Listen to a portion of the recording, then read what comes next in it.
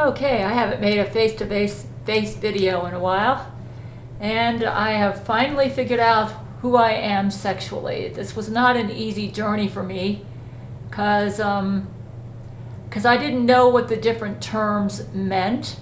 I created a web page, but I'm pretty sure that I am demisexual polyamorous.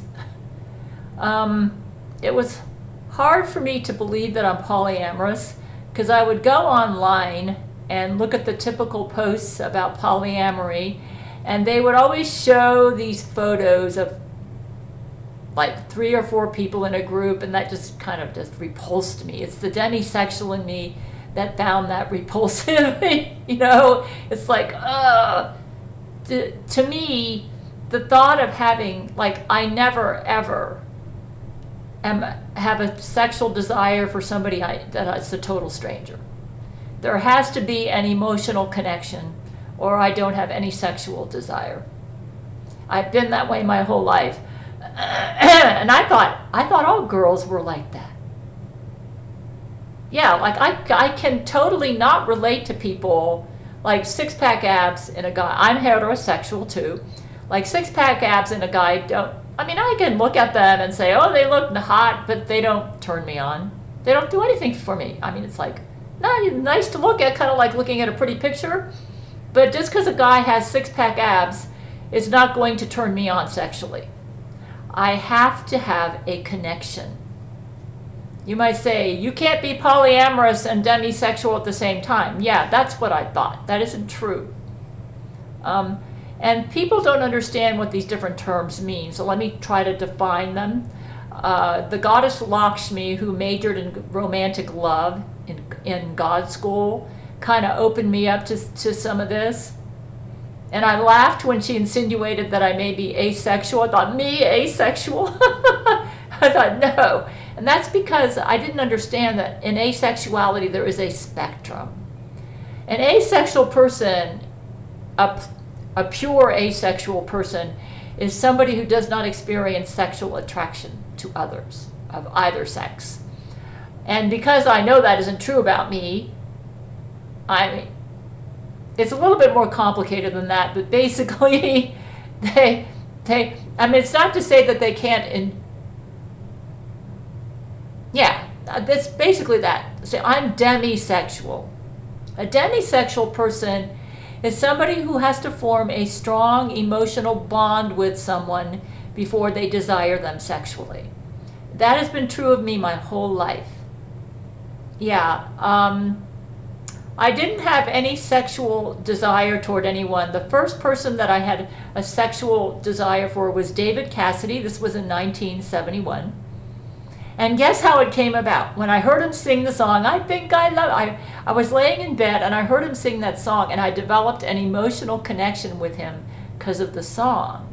So I developed a crush on him based on that emotional connection. But I got over it really quick. Once we moved out to California, I was excited because I was like 13 years old. My first crush was when I was 13 over this singer it came about as a result of hearing him sing. So there was the emotional connection there. Men who can sing the right song can get me sexually attracted to them. Though I don't know if I would call it sexual attraction. Being a 13-year-old, it was more like romantic attraction. Yeah. I'm not sure I was thinking about going to bed with him. I was just a 13-year-old. Yeah, but I can get a fast romantic attraction. Like, I can be romantically attracted to somebody, but that doesn't mean I want to go to bed with them.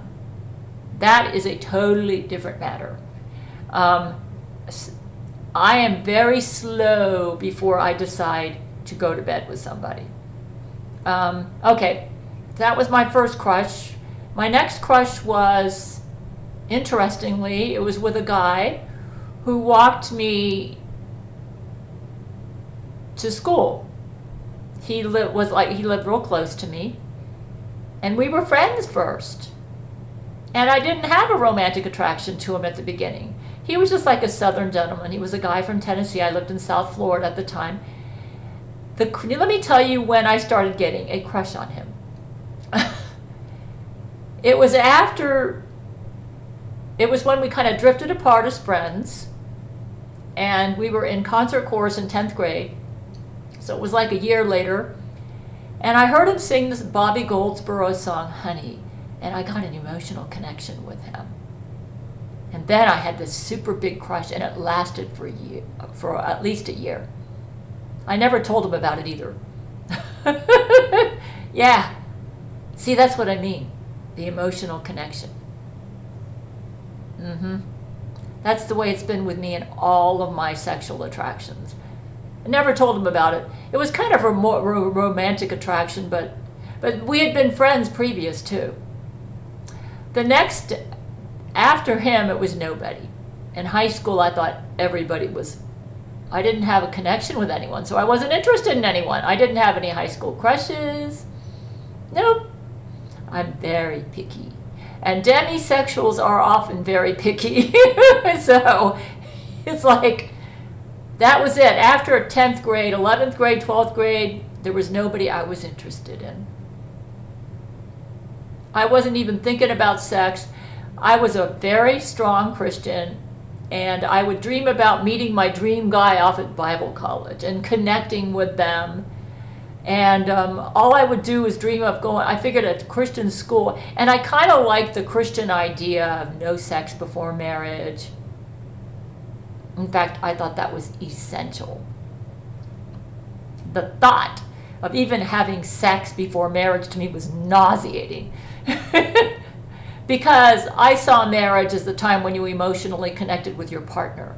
And to me, to have sex without that emotional connection was like a sin equivalent to first-degree murder. That's how I felt. I was kind of rigid in my 20s. But part of it was because I was demisexual. Part of it was because my mother poisoned me and told me my father was loose with all the women and that I was a selfish, no-good girl just like him. But I'm kind of getting over that part of my past now and emerging into my true, authentic self. I don't believe demisexuals are the result of, I think we're born this way, kind of like homosexuality, that sort of thing. Because I've been this way my whole life. I have to get a connection first, and then the sexual attraction happens. And sometimes, if it's a romantic attraction, it can happen pretty soon. Because I'm an empathetic person, sometimes I can connect really fast with somebody. And that way I know, who they are, and we've developed a connection. So sometimes the connection, because I'm empathetic, the connection can happen very fast. But without the connection, there's no sexual attraction for me.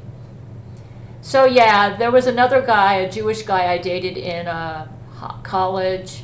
We were friends first. He was in my social sciences class, and we used to hang out in the library a lot. And after a date, and he opened up a little bit to me and started singing some music. He had been a music major. We developed an emotional connection, and then I thought I loved him.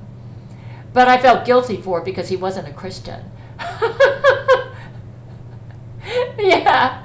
But see, I had a connection with him, which is kind of ironic because a lot of who I am kind of goes against evangelical Christianity. So, yeah, being in my 20s, I didn't really know who I was. So, yeah, I kind of denied that. Then the next crush I had was a Christian from Campus Crusade for Christ. But I wasn't myself around him. And I think he found me very confusing. I didn't even know who I was. I found myself very confusing. So long story short, I cannot think of any relationships that I've had where I felt any sexual attraction without the connection. I do remember I dated a Southern Baptist missionary doctor's son. And I thought I had a connection with him.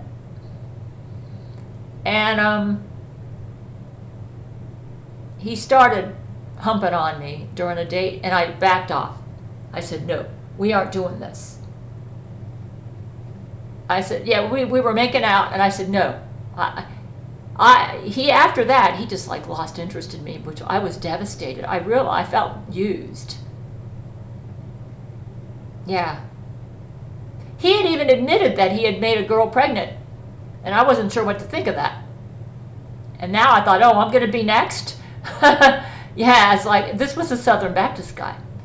After that, I rebounded and went into a relationship with my ex-husband, who I didn't realize was pedophile, gay. And I was so impressed with him, especially being a demisexual, with the fact that I said, to make sure after my experience with the Southern Baptist guy, I wanted to make sure I would get a repeat of, what I had with him.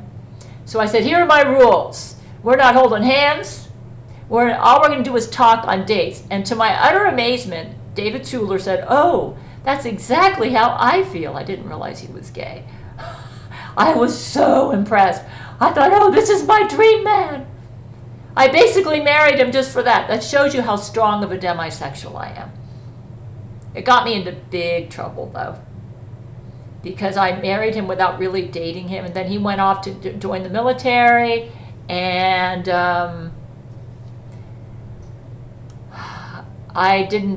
we didn't have any emotional intimacy. The first year of marriage, I'd never had sex before. I married as a virgin, and after 1 year of marriage, I was pretty lonely because I couldn't get close to him. Anytime he did anything that hurt my feelings, he just wanted to go to bed. He didn't want to talk about it. He could care less if I cried all night. And making love to him was about as exciting as kissing the wall. So that's who I was. I married a gay pedophile. I didn't even know that till after the divorce. My men told me about it. But looking back over my life, I can see that. Yeah. So you might say, okay, how can you be demisexual, and that's part of the asexual spectrum, and be polyamorous? And this is why it took me a while to figure out who I am. I thought I was monogamous, and I was confusing monogamy with demisexuality. Okay? You see, I didn't really research. Polyamorous means that you are in emotionally committed relationships, and you can have it with more than one partner. Okay? There are different styles of polyamory. You can have a main partner like I do, which is my monogamous husband, Brent Spiner. And then you can have other lovers on the side. But the main thing is you set up some rules about how you're going to conduct your polyamory. And everybody's open about it, everybody's communicating about it, and you don't do anything that makes your commitment invalid. So basically the rules that I set up with Brent is that I decided to retain the marriage list, but right now I'm not in the mood to make love with anyone but Brent anyway. I told them I needed some time to deal with what happened between me and Jesus sexually. I felt like I was kind of manipulated, and I was, and I'm going to get to that little bit of that later. I did,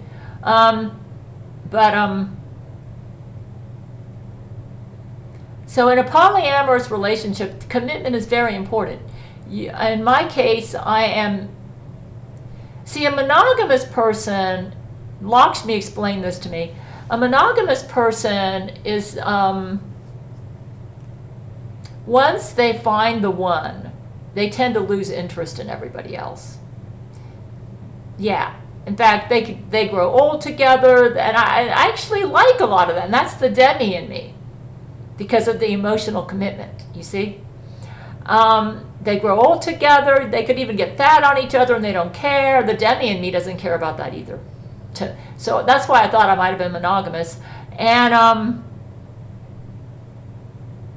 but in a monogamous relationship, you don't necessarily have to have emotional commitment all the time. Unless you're a demisexual monogamous person. I mean, I think they'd be happier if they did, but, I guess it just depends on the person. So that's why I thought I was monogamous. And the few times that I have strayed, it hasn't been that much, and that's because I'm demisexual. Yeah. So I thought I must be monogamous, and many times, this marriage list, I've done it more out of duty than because it's what I really want to do. Looking back over my life, okay, I can actually almost count on two hands the people I've actually had genuine sexual attraction to. You would say, really? You've had like 25,000 people on your marriage list. Yeah, I was horrified when I found out about that. It was like, I can't believe you guys put 25,000 men on my marriage list. I said, cut it down. Finally, I told them, I don't want to have sex with 25,000 guys at once. And then they got mad at me. And I thought, this is horrible. I said, you guys don't know me. Now, can you imagine me, a demisexual, and my men put 25,000 men on my marriage list? They were projecting themselves onto me. Anyways, I'm glad that's no longer a problem. They all left, but as you know, we had some problems with Viggo Mortensen and them, and oh boy, what a disaster. Viggo Mortensen was a predator. That's what he was. He should have respected my desire not to have sex with him. I mean, the nerve of that guy. And then he impersonated Brent for a whole year with me, to me, brain to brain. And you might say, but you had sex with him brain to brain. That doesn't sound like it. Well, he pretended like he was Brent. Though I will admit, looking back on the sex he had with me, a lot of what I had with him was obligatory. Demis will do that. You might say, what? Well, because we realize that our sex partner is a little bit more sexually turned on or in the mood than we are. And just to keep them happy, sometimes we'll have sex with them, but we're not really into it. And we'll even fake orgasms. I've done that before. I'm not going to be doing it anymore, though. You aren't? Nope. I'm going to be true to myself. So you might say, okay, so polyamorous and demi, how does that work? Well, the reason I discovered my polyamory is when my need for emotional connection was not met. Yeah, in my marriage. So I started writing Brent Spiner because I emotionally connected with the star after watching the Star Trek The Next Generation episode, Pen Pals. And like a typical demi, I wanted to be friends first. In fact, I had no intention of starting romance with this guy. I just had a need to have friends because I wasn't close to my husband. He was a gay pedophile. So I decided I would write Brent Spiner, and I thought I'm going to be safe with him. I won't be committing any adultery because he's a big star, and there's no chance he's going to find me attractive. So I deliberately told him that I had been diagnosed with a mental illness and all sorts of stuff on purpose, just to make sure the attraction would never happen and I would be safe. And I could just have what I wanted, which was a platonic friendship. So I wrote him and I bared my heart. I was real. And it felt so good. I thought, yeah, I feel like I got a real friend.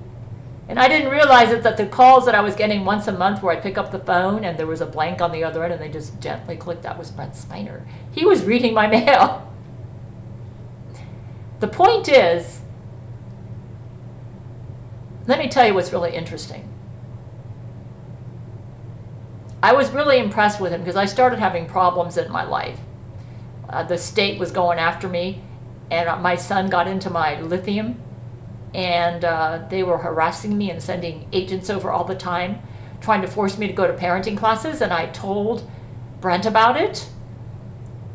And he actually got together with some studio executives and had the Drumhead episode, and he got together with Dan Rather, and he had a 60 Minutes special on child abuse industry, how they abused their power, and I could tell Brent was behind it. And I was so impressed with him. So we started developing a friendship. So it was friendship first with Brent. And I heard from my friend Melody Rondeau, who was a fellow Brent Spiner data fan back in 1990, that Brent had was making a music album. I figured, it's probably some dumb rock songs. I'm not interested in listening. I wasn't even planning on buying it. I wasn't sexually interested in him.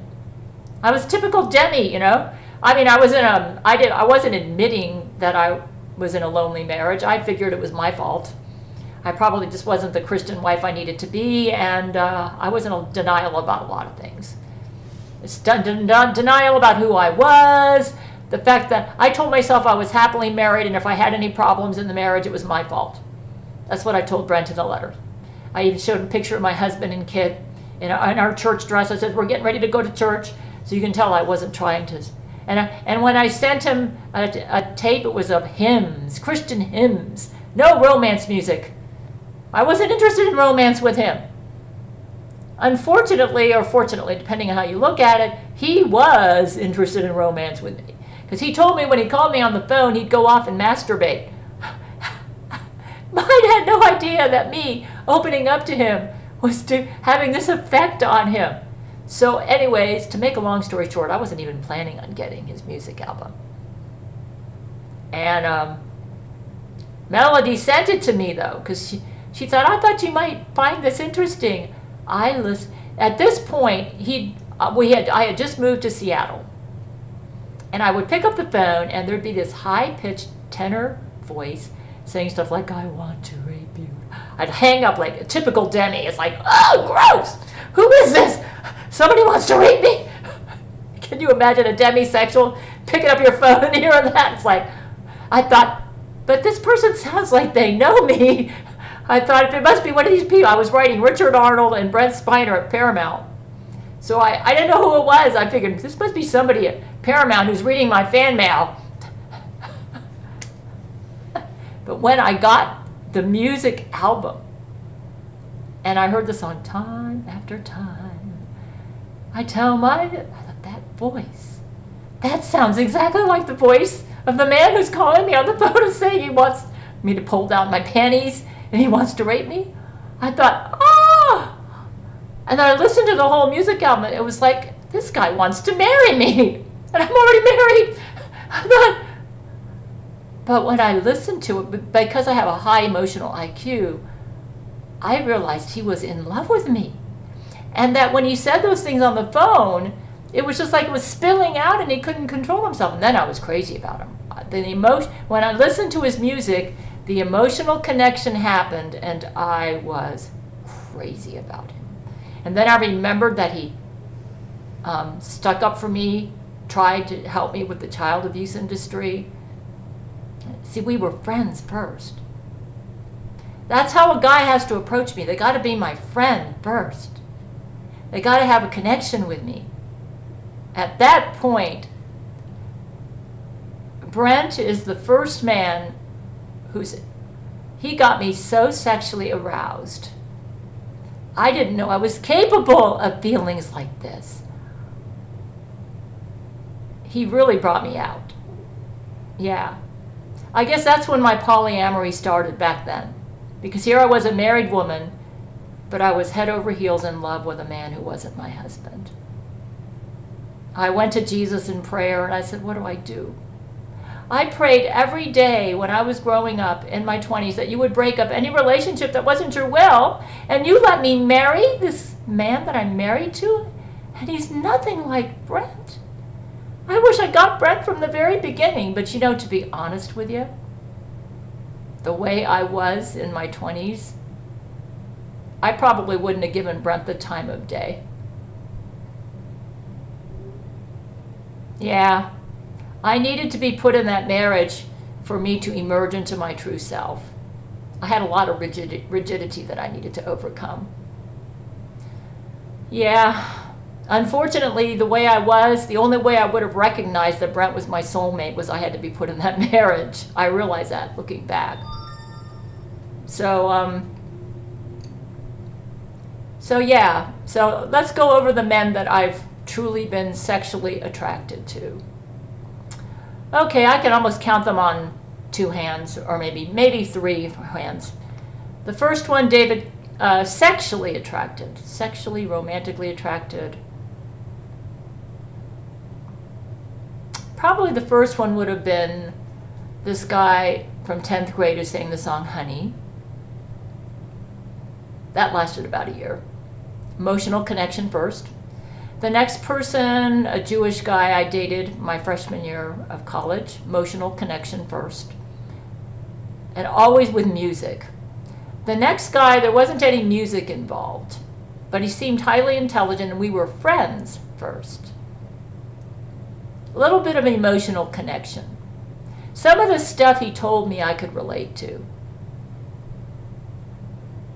Yeah. And I had a crush on him for years. I actually proposed to him, and he turned me down. I was devastated. Yeah. Yeah. Okay. Okay, after him, there was another guy named Croy Ellis, a Jewish Christian guy. I never told him.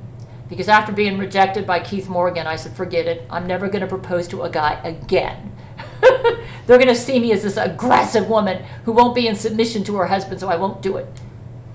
So, yeah, I come from an evangelical Christian background because I got saved at age 14. So, I never told him. And I got over him.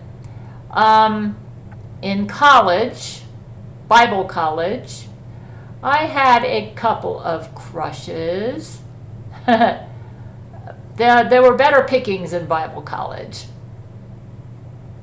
I did have a crush on Edward Prendergast, who ended up going on my marriage list. Now, he got off, and I'm happy for him, and he's found himself a woman. I have lots of, as a polyamorous person, I have a lot of compersion. Compersion is a state they developed in the polyamory community, and it means that you get a genuine joy when somebody that you love and care about gets sexual satisfaction even though you aren't the one who's giving it to them. So I'm feeling a lot of compersion for Edward Prendergast right now. He decided to get off my marriage list and go find another woman, and I'm thrilled for him. Good for him. Okay, the marriage list was never my idea anyways. But me being a demisexual, you can see why it wouldn't be my idea, can't you? So you say, well, then why did you agree to it? Because that's what my men insisted. I might even go into that a little bit. Okay. You may say, what happened with David Schuler? He tricked me. I was just overly impressed that he was so willing to put up with no hand holding. No, we married without even holding hands. Would you believe it? And I was so impressed. I thought it meant he had the highest standards. I realized now he was gay. Now I'm not so impressed, but you know, that's the emotional connection. I projected myself onto him. I guess I thought he was a fellow demi. So, you know, he's not. He was gay. So, oh man. Yeah. He was a big liar, too. I actually had him read a book called Sex, Love, and Infatuation, How to Know the Difference. And I said, if this isn't how you feel for me, then don't marry me. He said, oh, this is how I feel about you. He's a big liar. He said, why did he marry you? To put on a front. He needed a wife for appearances so he could do his pedophile stuff on the side and not get caught. I realize that now. That's why he was such a sorry husband to me. So, okay. Of course, once I got married, that's about it. There's a couple guys in Bible college. So let me see, I could, about two. No, three. And in each case, all of the crushes that I had were based on emotional connection. I would see something in the guy that I could emotionally connect to. Either we were friends first, or, but I never told any of the guys at Bible college that I liked them. I was determined not to be an aggressive woman. I wanted to come across as the perfect submissive Christian wife. And I had this belief that if you asked a guy out on a date or proposed to him, that you were being aggressive. So I wouldn't tell them. So they never knew. Oh, they might know. Edward Prendergast knows now, but like I said, he actually ended up on my marriage list for many years, but I'm happy for him. I have compersion happiness for him. So, yeah, you say, okay, how are you going to go into the polyamory? Explain how you can be demisexual and polyamorous. Okay, it started when I was married, and I would have obligatory sex with my husband and dream that I was doing it with Brent. Once I realized he was the one who made that music album for me. That music album, let me tell you, the emotional connection I had with him was unreal. And I'm not lying to you. Once I got that music album from Melody, I played it every day from about June 25th, 1991 to June 26, 1996, when I found out about Laurie McBride. Every day in my car. I would slip the cassette tape into my car and listen to Old Yellow Eyes Is Back, because that was the emotional connection. I listened to that album every day when I drove in my car. And when my husband would go out to sea, I would listen to it at home. The emotional connection. Nobody has had an emotional connection with me like I've had with Brent Spiner. And that is why I cannot ever forget him. So that's why it's still going strong. The emotional connection's still there. That's absolutely essential.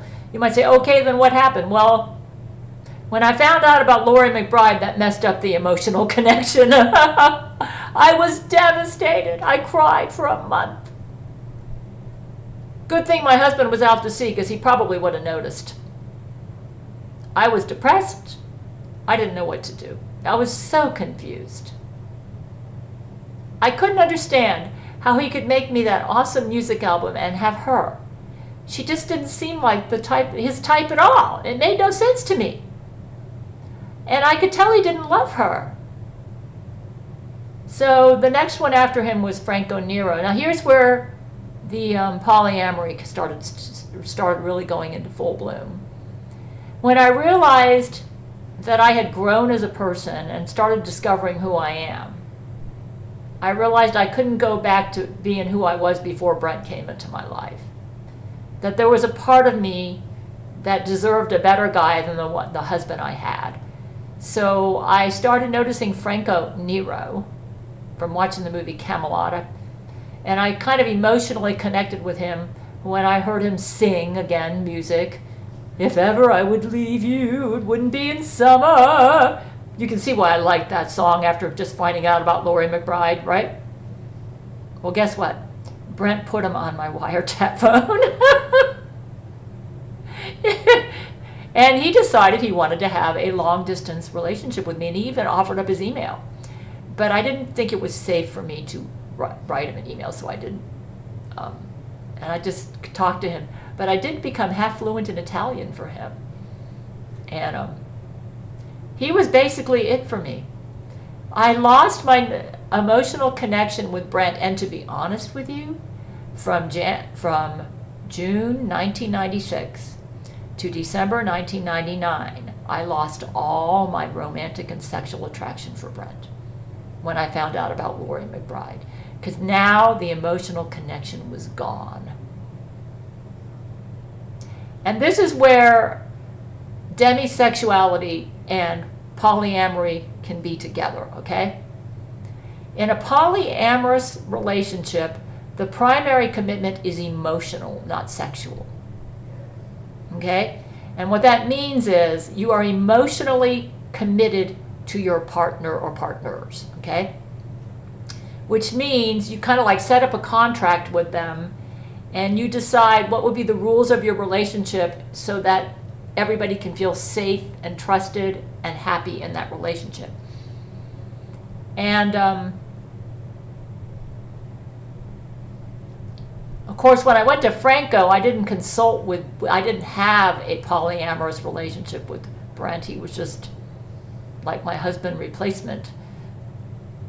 I was so devastated when I found out about Laura. I actually lost all romantic and sexual attraction to him.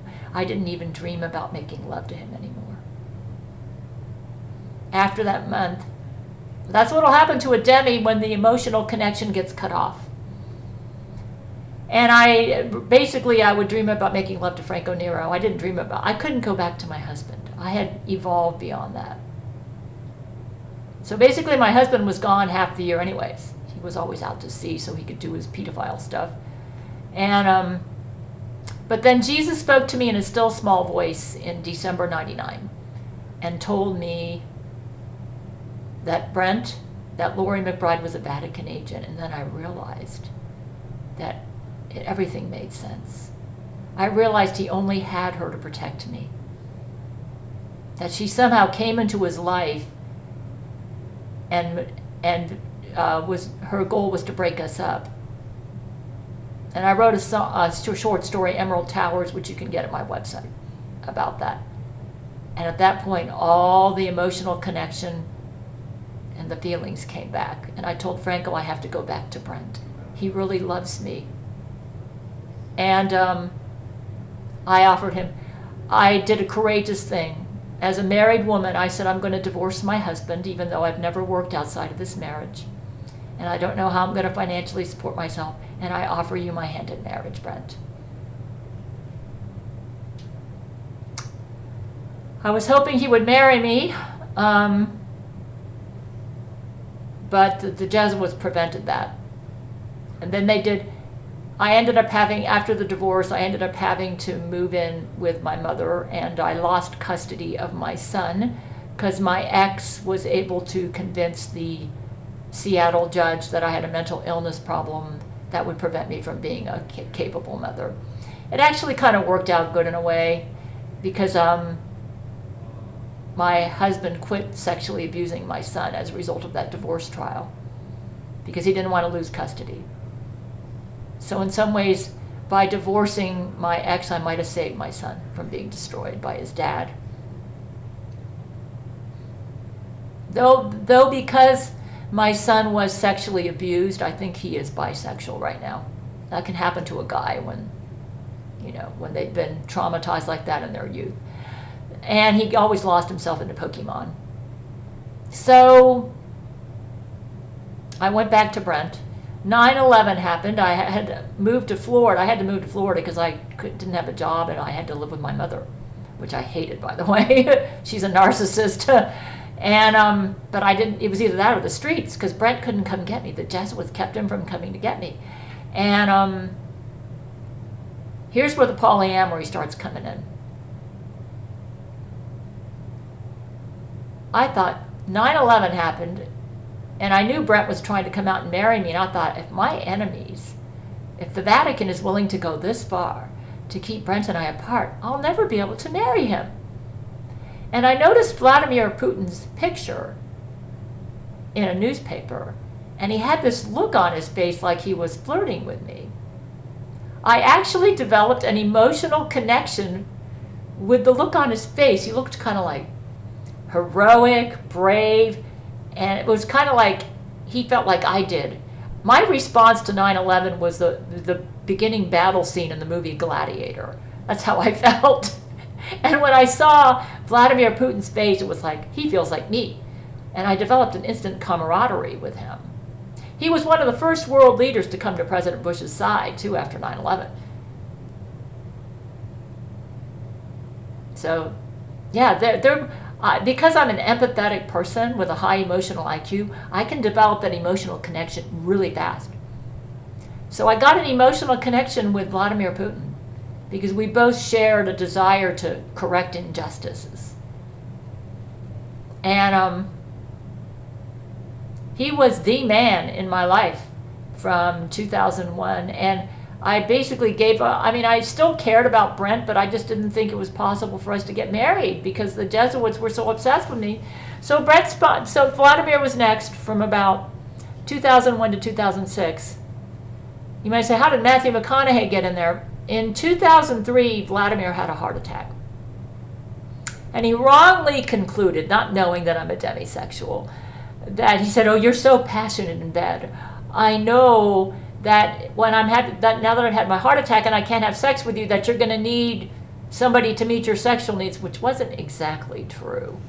A demisexual, even a passionate one, we can do without sex for quite a while. But that's what he believed. He was projecting himself onto me. So he insisted that I have sex with Matthew. Well, let me tell you what happened with Matthew, though. At that time, I gave Vladimir Putin to give Steven Spielberg permission to make a movie from my novel Silver Skies, and Matthew was the star. I was working at Walmart. I saw his... No, that was 2005, excuse me, not 2003, 2005. And I saw his picture on the cover of People magazine, and I developed an instant emotional connection to him because he looked just like the character in my novel Silver Skies. But I still, I still didn't need to have sex with him. I did it mainly to make Vladimir feel good so he wouldn't worry that I'd leave him when he wasn't giving me brain-to-brain loving. But I did develop an emotional connection with Matthew during that month that I had brain-to-brain loving with him. And so that's when the marriage list started, basically. Matthew said, "Oh, I had such an awesome experience with Gail. I definitely want to be put on some sort of marriage waiting list for her." And I told Vladimir, "He doesn't have to do that. I don't expect this." He said, "Yeah, but he insists." I said, okay. And that caused all sorts of problems for him. Then the Jesuits attacked him with Camilla Alves, and it was horrible. She actually bomb raped him. You check out my book called Bomb Rape at the Oscars. And you might say, okay, what about Gerard Butler? Okay. Well, first of all, in 2006, Vladimir hadn't married me by now, and I said, okay, that's it. I'm going back to Brent. At least he has the courage to talk to me on the phone. So I went back to Brent, and you may say, how does Jesus fit into all this? Well, I love Jesus so much. He was the number one reason I turned Brent down in 1991. Brent asked if he could come over. And I said, no, I can't. I can't. It would be wrong. I said, Jesus, I love you too much. This would disgrace your name. I can't do this. I became a Christian in 1971, and Jesus has always been important to me. I surrendered to be a missionary. I turned down a chance to be an Air Force officer to go to the mission field. So, yeah, anyways, that's what I studied in Bible college, was missions and education. So, yeah,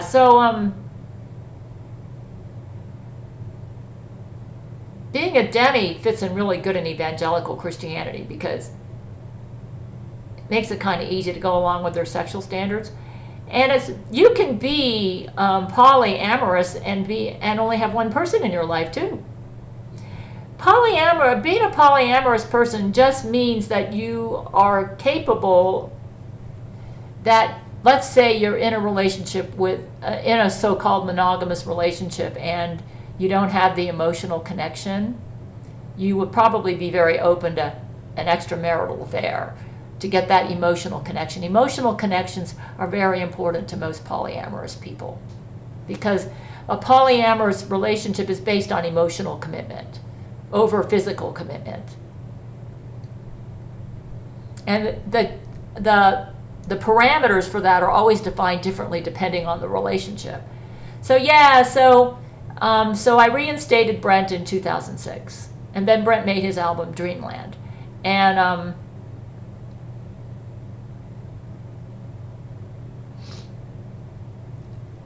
then we heard that Matthew was going through depression, or at least that's what I heard.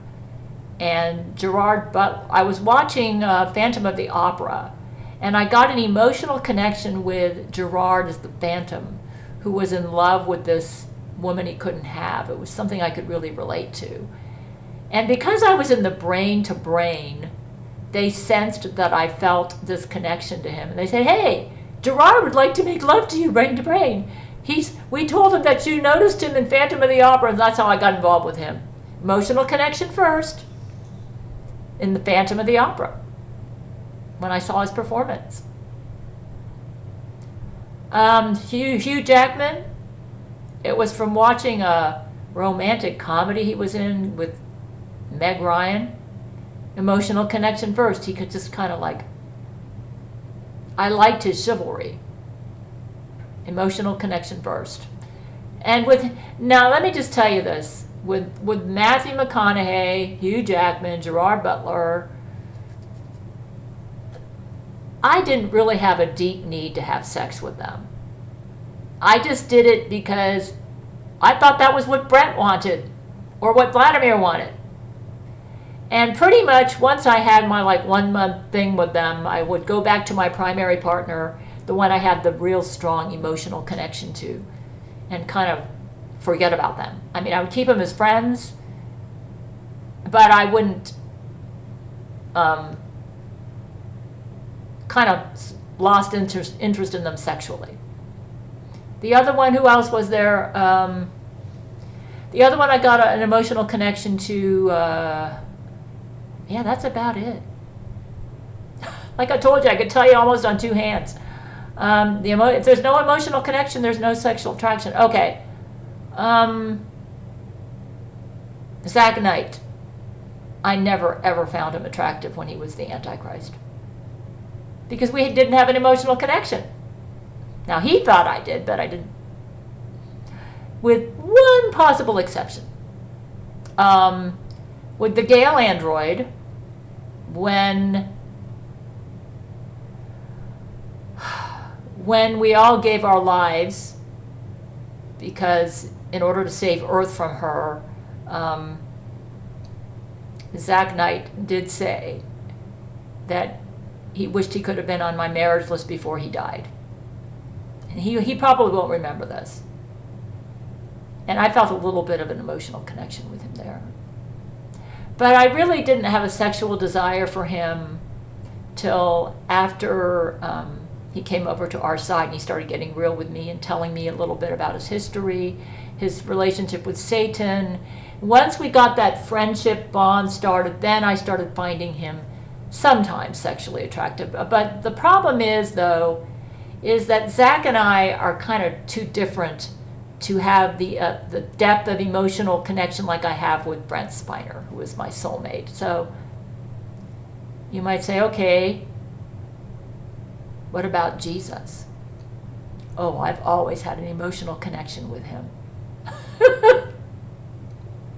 From the first, as soon as I found out that he was willing to die on the cross to pay for the sins of mankind, what an emotional connection. I mean, I thought that is the deepest love. I was so impressed by that about him, and so forgiving. I've always had an emotional connection with him. You might say that means, oh yeah, and I've always readily admitted that I always wanted my husband to be Christ-like. In fact, I fell in love with Brent because he was the most Christ-like of all the men I've ever had encountered. So it goes without saying that when Jesus started communicating me in 2012, yes, the emotional connection had been there. I'd always found him attractive for that reason. And I actually found him a little bit more attractive when I got to know him. When he started talking to me, I thought, he's so relatable. I always expected him to be like way above us all. You know, he's so relatable. So yeah, I've always found him sexually attractive for that reason. The Demi in me. But I felt like it was kind of sacrilegious to think about having sex with God, you know? So it was like, I thought, oh, I told myself, wouldn't any Christian woman find Christ sexually attractive? So yeah, that's nothing, no big deal, you know? And then when he told me in 2012 that he would never have sex with me and that he only had brotherly love for me, I said, of course, to be expected. What do you expect from a deity, right? Right, that's to be expected. I can't tell you how shocked I was. You might say, what about all the men on your marriage list that got added on? That wasn't my idea. I'm glad it's really been pared down. You might say, but there have been some others that have been added on. Maybe I shouldn't go here, but being a demi, let's just put it this way. I've been doing some obligatory sex, okay? I'll admit it. I've been faking some orgasms because I'm demi, okay? I'm a demisexual. I'm not going to be doing that anymore. The emotional connection has got to be there, or I won't do it. So, Sorry, that's just who I am. I'm coming out now. So you might say polyamorous. Yeah, polyamorous simply means that you're not monogamous. It means that you can have that emotional romantic feeling for more than one person at the same time. A desire to have sex with more than one person at the same time. Yeah.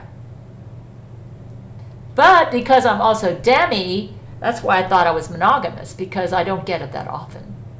The emotional connection has to be there. So I've been confused about that, but I've got myself figured out now. You say, okay, with Jesus, well, with me being demisexual, my romantic sexual feelings for Jesus have been pretty easy to handle, because all I have to do is have a nice platonic friendship with him, which is what I usually like anyways. I always start off that way. And now that I know that making love with 3D humans weakens Jesus so Satan could almost kill him, I definitely don't want to be having any sex with him and thoroughly discourage him from having sex with any humans. But I was totally shocked when Jesus had that sex party. And he moved into my place and actually went to bed with me. And I could actually feel his turn on. And it was overwhelming. He was wearing me out as a demisexual. I was thrilled but wore out. And finally I told Jesus, I need a vacation. This is just too much. You're just too passionate. You're just too much. And what's really ironic, I mean, I would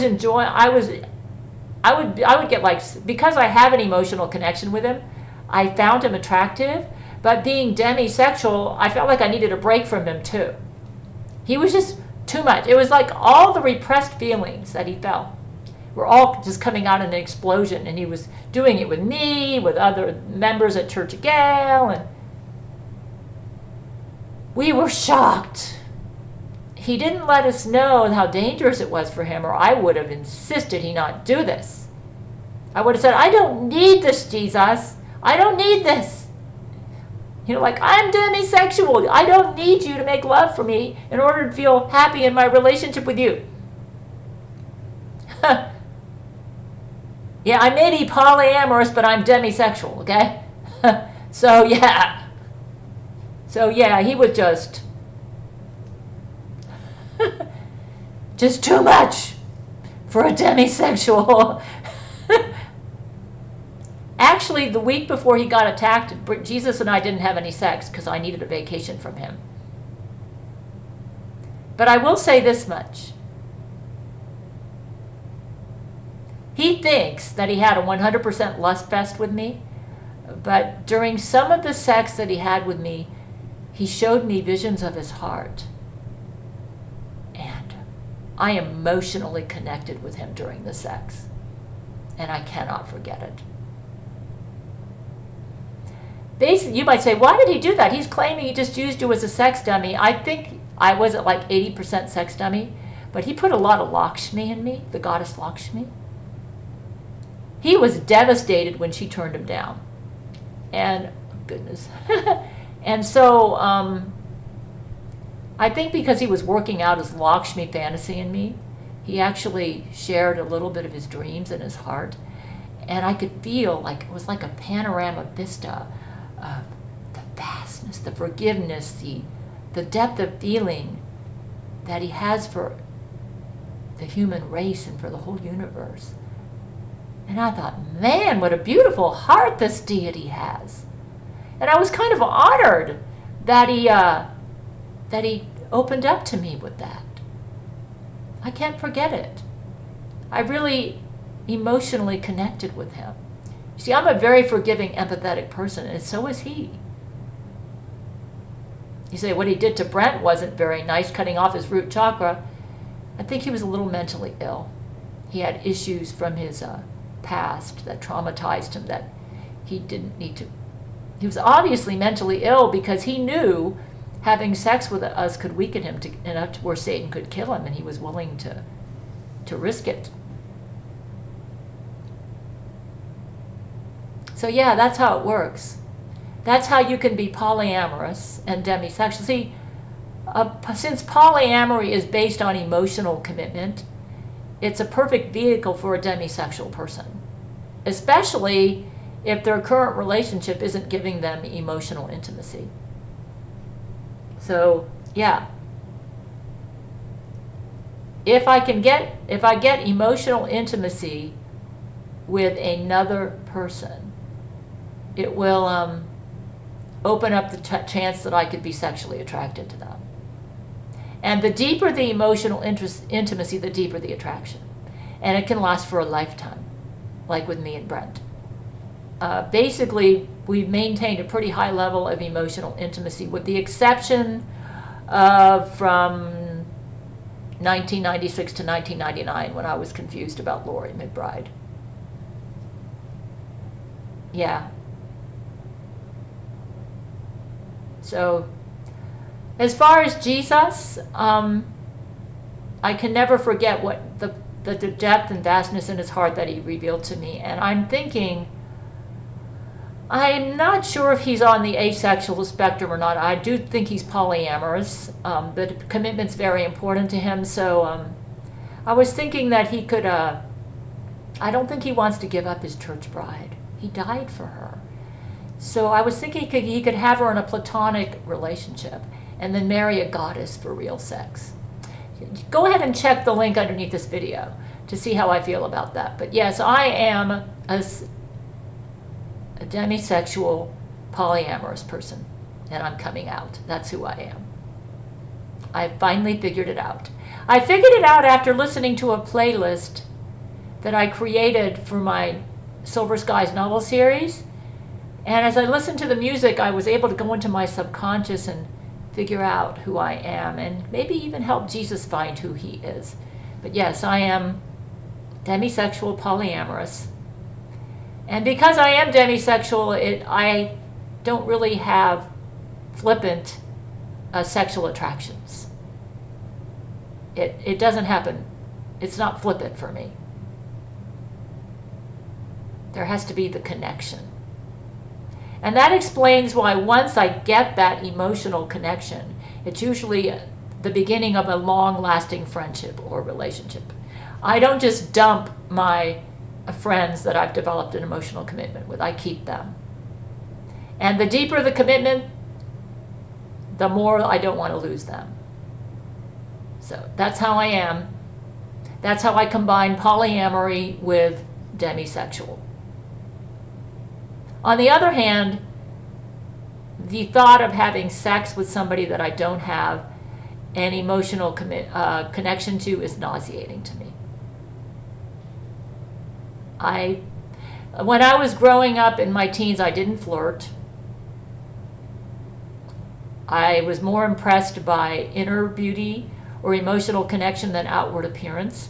Most of the guys I dated were not physically attractive. Some of them were, but that wasn't the main thing I was looking for. I was looking for emotional connection. And Satan doesn't know me very well. He thinks I'd be impressed like with Jesus' six-pack abs. I don't care. In fact, I've never seen Jesus. But he emotionally connected with me in sex, and that I cannot forget. So yes, I am a demisexual, polyamorous person. So I'm coming out. Gonna get real here.